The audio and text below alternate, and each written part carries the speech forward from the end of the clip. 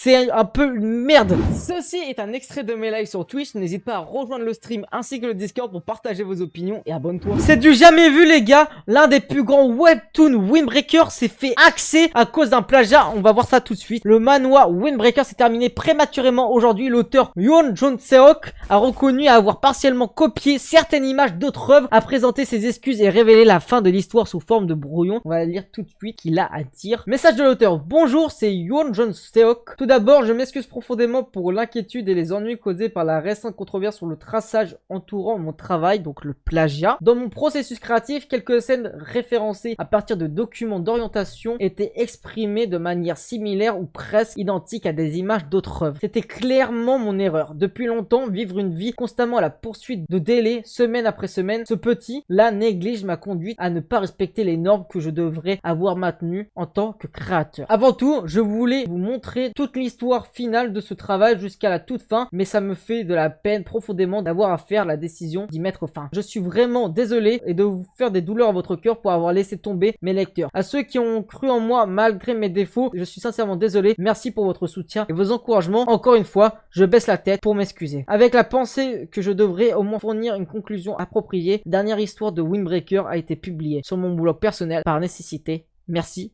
sincèrement.